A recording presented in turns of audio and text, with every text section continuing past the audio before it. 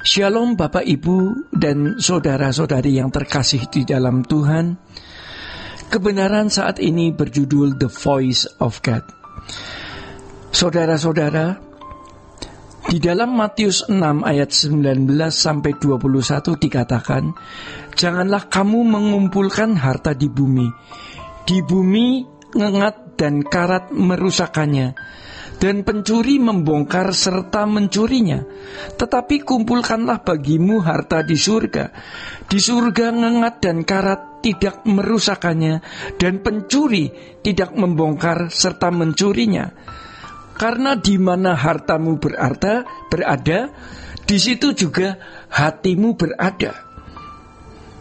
Kita sudah merasa mengerti sekali akan ayat ini, tetapi sesungguhnya kita hanya melihat itu secara kognitif atau hanya dalam tataran pengetahuan, ya, sebagai the word of God.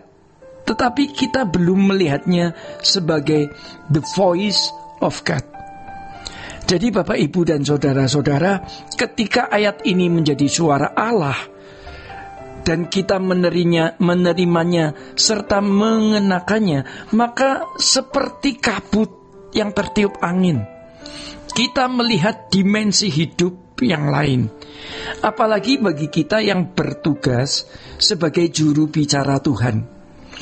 Jangan sampai kita hanya menyampaikan word of God, ya, atau firman dalam bentuk pengetahuan, tetapi tidak menjadi penyambung lidah Allah yang menyampaikan the voice of God.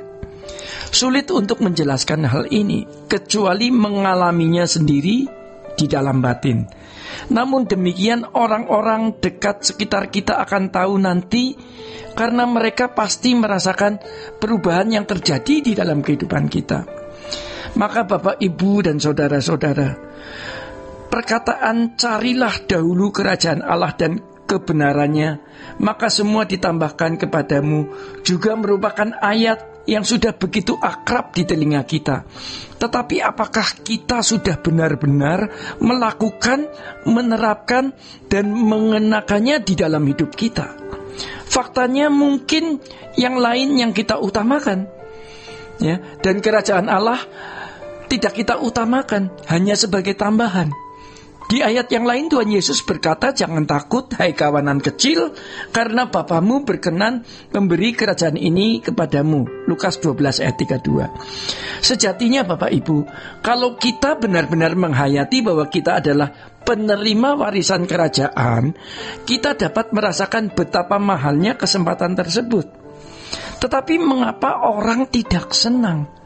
Pasti ada yang salah dengan semangatnya. Surga bukan hal yang menarik baginya, ya. Tentu tidak ada seorang pun yang mau ke neraka, tetapi sebenarnya juga tidak mau ke surga. Bagi orang-orang yang mempunyai komitmen, "Aku mencintai Engkau Tuhan, segalanya bagimu dengan tulus," Tuhan pasti akan menggarapnya, akan menggarap orang ini. Tidak heran apabila Tuhan menghajar supaya level kita naik. Tuhan mengajar kita untuk memindahkan kita dari filosofi hidup anak dunia ke prinsip-prinsip kebenaran Alkitab. Bapak, Ibu, hidup itu tragis. Namun ini tidak membuat kita menjadi pesimis, ya. Namun ini hendaknya tidak membuat kita jadi pesimis dan kurang bahagia di dalam Tuhan. Kita memang pesimis menghadapi dunia, di mana dunia memang, ya, tidak menjadi semakin baik. Dunia tidak semakin menjanjikan. Apalagi ketika kita melihat dampak COVID yang belum membuat sembuh perekonomian kita. Demikian juga dengan krisis ekonomi global. Maka kalau kita tidak sungguh-sungguh mengikut Tuhan Yesus, apa yang akan kita lakukan? Apa yang dapat kita lakukan? Kekayaan, kebahagiaan, dan kepuasan bagaimanapun tidak dapat menandingi kemuliaan yang Tuhan janjikan. Itulah sebabnya Paulus menyatakan asal ada makanan, pakaian cukup. 1 Timotius 6 ayat 8. Prinsip ini tidak selaras dengan prinsip hidup orang kebanyakan, ya. Prinsip tersebut tidak selaras, tidak sejalan dengan prinsip hidup yang dimiliki orang pada umumnya. Tetapi ini juga yang diterapkan oleh Tuhan Yesus. Karena Tuhan berkata, serigala punya liang, burung punya sarang, tetapi anak manusia tidak mempunyai tempat untuk meletakkan kepalanya. Lukas 9 ayat 58. Pernyataan ini, ya, ini pernyataannya, pernyataan Tuhan Yesus pada waktu orang berkata, Tuhan, aku mau ikut Tuhan kemanapun engkau pergi.